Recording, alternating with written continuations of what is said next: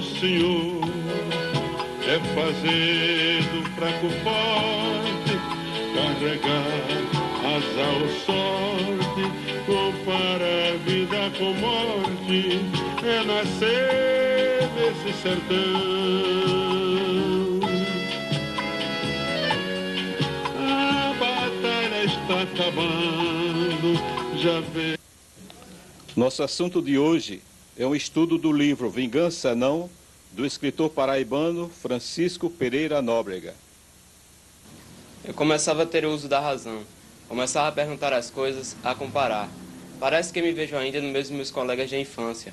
Falavam em papai e mamãe, brincavam com seus irmãos. Era então que me sentia sufocado por um mistério. Eu não tinha pai, mãe, irmãos, nada disso. Se tinha, não sabia, não me lembrava. Em compensação, enchia a vida bolindo em todas as coisas. Remexia as gavetas e as malas. As gavetas, lembro-me tanto ainda, eram cheias de balas. Balas pequenas de revólver e balas grandes de fuzil, do tamanho de um dedo. Havia ainda uma velha mala, quase vazia. Lá dentro estavam somente um uniforme de caçemira e uma faca enorme. A roupa nunca me despertou curiosidade, mas a faca eu achava bonita, só porque era grande, branca, bem grande e bem branca. Gostava de revirar a faca entre as mãos, só para vê-la brilhar. Nem o cabo negava brilho. Mas uma coisa me dava desgosto. A lâmina tinha ferrugem. Um dia, madrinha me deu a chave do segredo. Um dia, eu me apresentei a ela com a faca bonita nas mãos. Madrinha, por que não tira a ferrugem da faca? Arrebatou o objeto de minhas mãos, olhou em redor, como quem esconde um furto, e foi guardar a faca na mesma mala velha. Abriu-a e disse em voz de segredo: Não é ferrugem não, menino. É sangue. Com esta faca, mataram seu avô.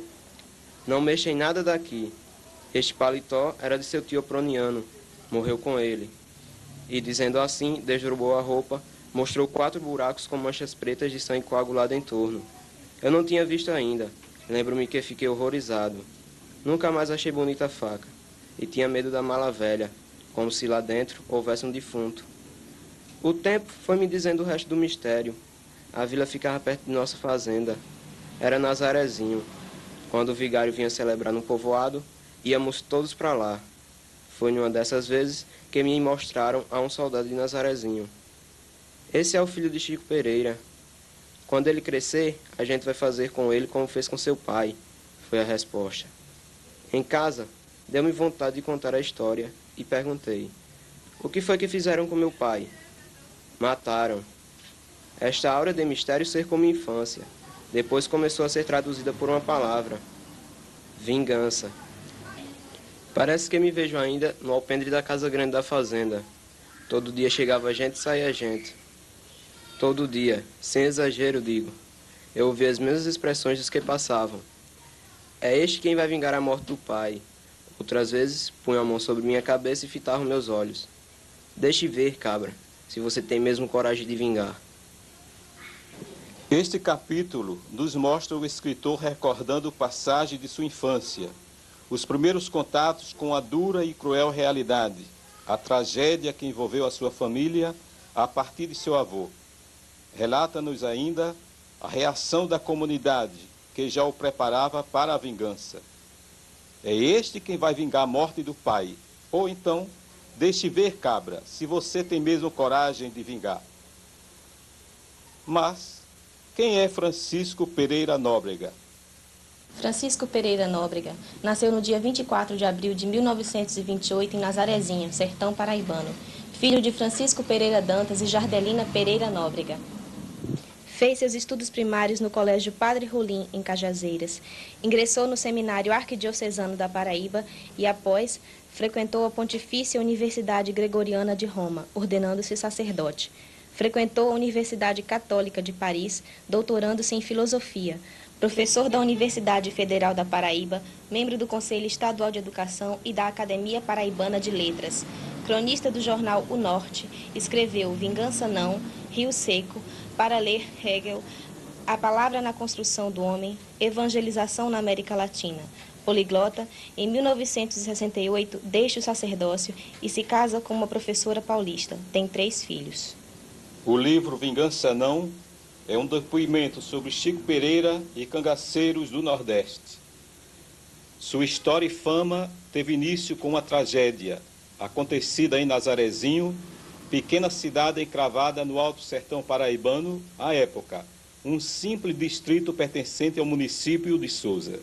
Porém, Nazarezinho já se firmava na política e no comércio. O coronel João Pereira, da Guarda Nacional, além de possuir uma casa de comércio, era delegado de polícia local. Tudo aconteceu assim.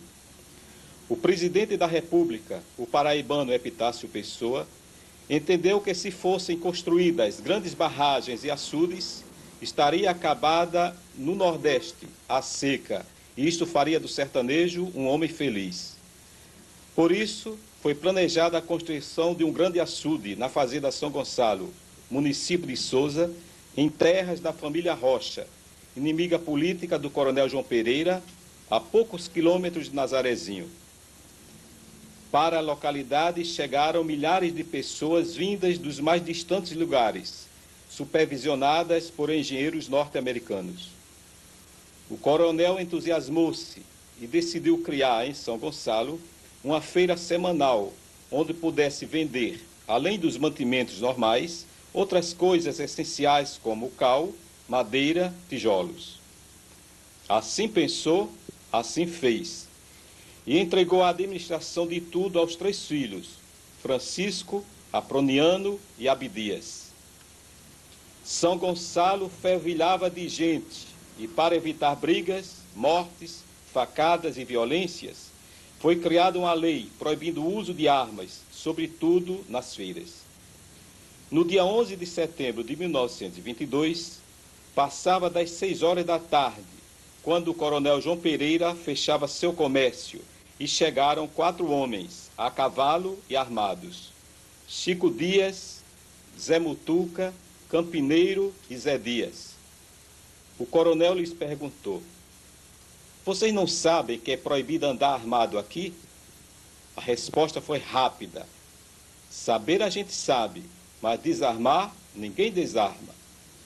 Começou uma tremenda luta, inicialmente a bala, depois a faca e corpo a corpo, resultando em 4 mortes e 9 feridos. Dos agressores iniciais, Campineiro jazia exangue. Zé Mutuca morreria horas depois. Chico Dias escapou com o abdômen rasgado e o ventre nas mãos.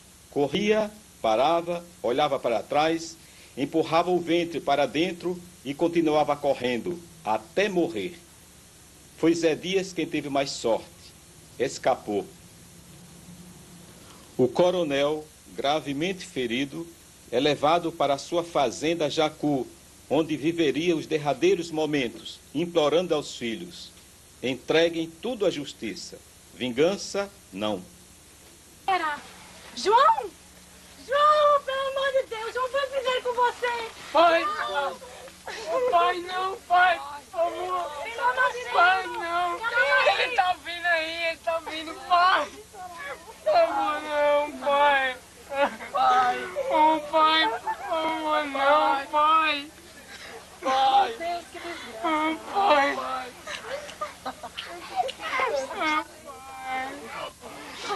Mãe. Por favor, pai, não. Pai. Oh, pai, não. Papo não, pai. Não, pai. Pai. Chico, seu pai tá morrendo, rapaz. O que foi que aconteceu? O que foi que houve? Pai, por favor, não. Meus filhos, eu sei que eu vou morrer, mas vocês não têm que se vingar de nada. Quem me matou já morreu. Entregue tudo à justiça. Vingança não. Entregue tudo à justiça. Vingança não. Entregue tudo à justiça. Vingança não. Com a morte do coronel, o povo passou a exigir vingança, a cobrá-la de Chico Pereira, o filho mais velho. Era a lei do sertão, a lavagem da honra. Porém, havia proibição paterna, a promessa feita ante o leito de morte do pai. Zé Dias, o assassino, continuava solto, protegido política e policialmente. De nada serviam os dramáticos apelos de Chico Pereira para que o prendessem. Desiludido, Chico Pereira consegue uma autorização policial, prende Zé Dias e o entrega às autoridades em Sousa. Estava cumprida a vontade do coronel, mas, dias depois, o assassino estava livre e o povo em Nazarezinho volta a pedir vingança. Cabia agora a Chico Pereira cumprir a lei do sertão. A desgraça que Maria Gilda, mãe de Chico Pereira, mais temia, terminou chegando. Zé Dias foi encontrado morto no meio da estrada e Maria Gilda ouvia, no dia 12 de outubro de 1923, estas palavras: "Mamãe, fizeram-me criminoso." A partir desse momento, Chico Pereira viveria assim: 2 cartucheiras, uma do revólver, outra do rifle, um punhal enorme e 2 bornais a tiracolo. Na cabeça, um chapéu de couro. Estava com 23 anos de idade. Iniciava-se uma longa história de crimes, tragédias, violências, dores, lágrimas, mortes e sangue, abrangentes a 4 estados do Nordeste. O cenário para o banditismo e o cangaço era propício, mas havia espaço para o amor de Chico Pereira e a jovem adolescente Jarda, esta noiva aos 12 anos de idade, esposa aos 14 anos e viúva aos 17, com 3 filhos, Raimundo, Dagmar e Francisco. Chico Pereira foi assassinado por policiais do Rio Grande do Norte, a mando do governador daquele estado. Aproniano também foi assassinado em Antenor Navarro. Abdon havia morrido antes, restando apenas o Abdias, hoje com 94 anos de idade, residente em Nazarezinho, lúcido e ativo. Dos filhos de Chico Pereira, 2 se tornaram sacerdotes. Um deles é franciscano, o Frei Albano. O morto que ninguém chora. Assim teria ocorrido a morte de Chico Pereira.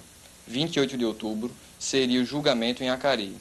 Na véspera, o preso ainda sobre algemas foi levado à comarca partindo da capital. Não havia ainda sinal de aurora quando o carro da polícia se pôs em movimento na estrada do Seridó. Café Filho tinha pressentido as manobras e suspeitava que o tenente Moura, chefe da escolta, iria fazer desaparecer também aquele.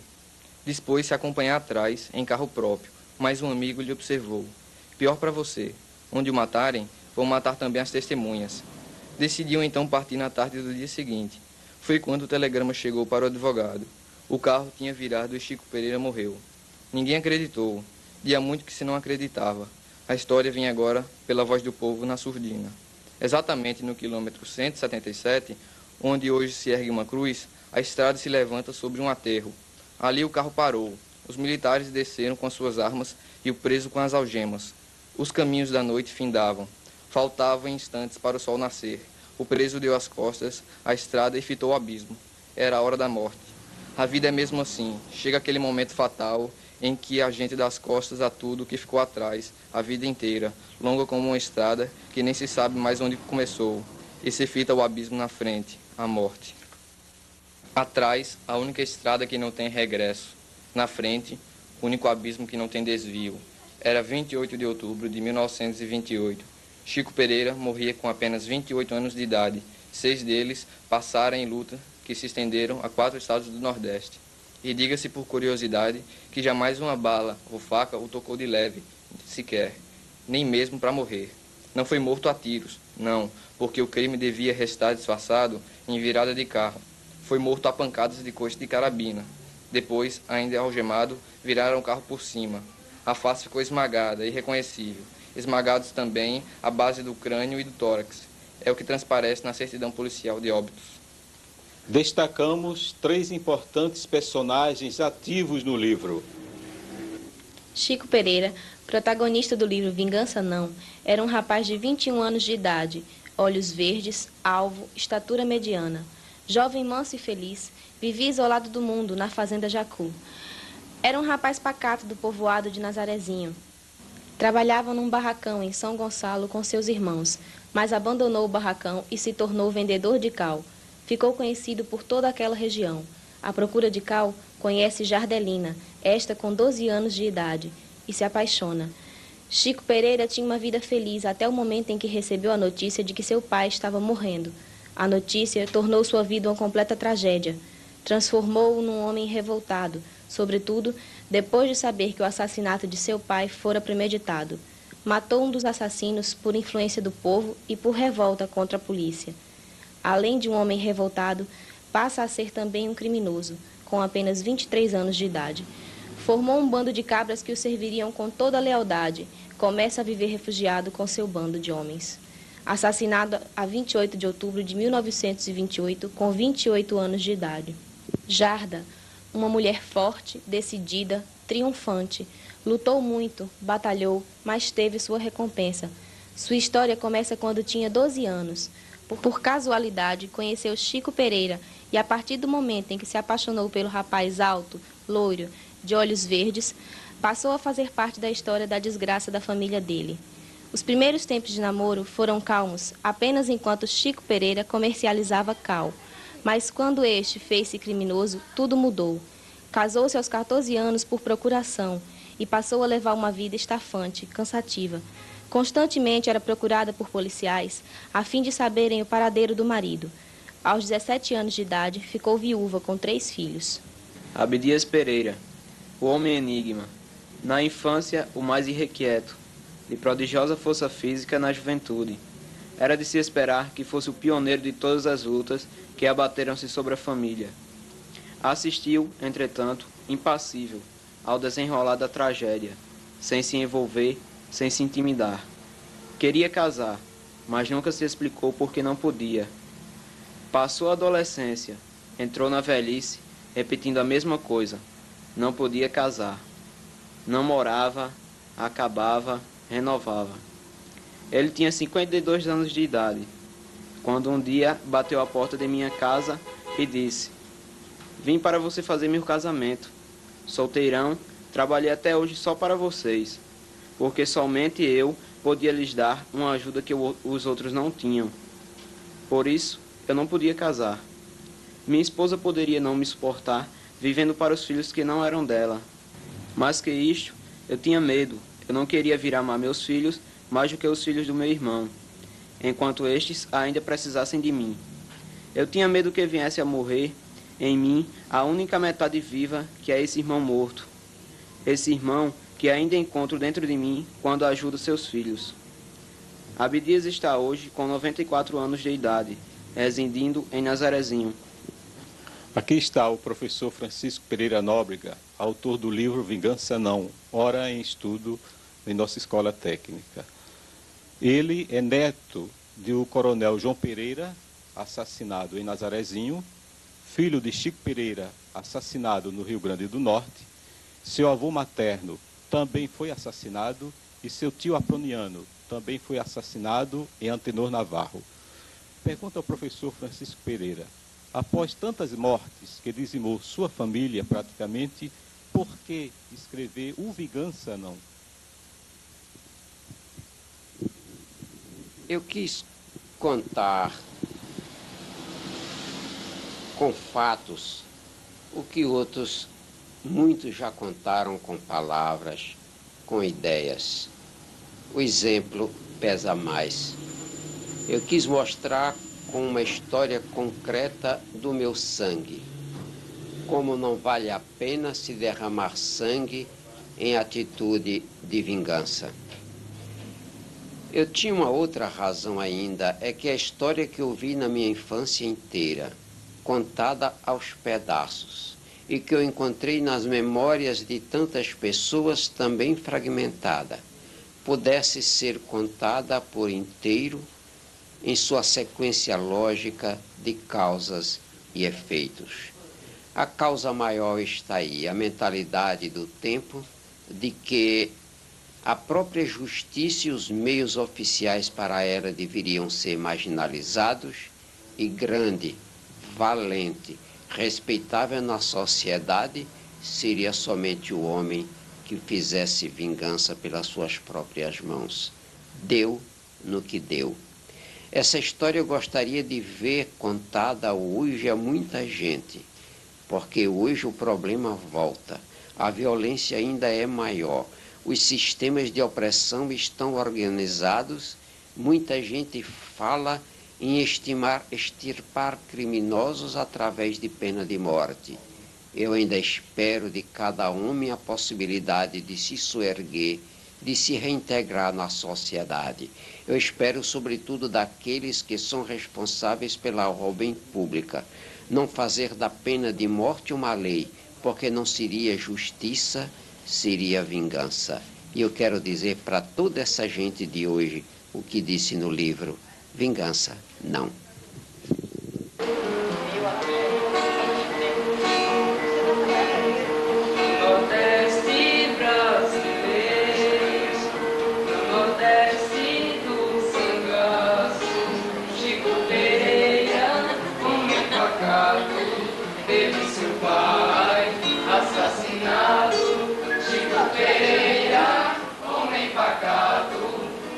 Seu pai assassinado.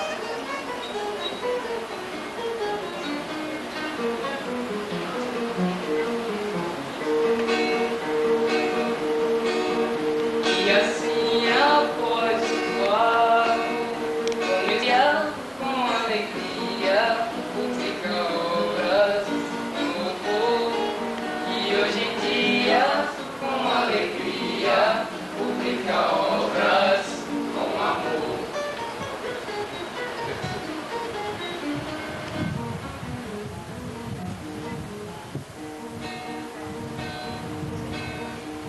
No homem matador, mas o filho escritor. E hoje em dia, com alegria, publica obras no povo. E hoje em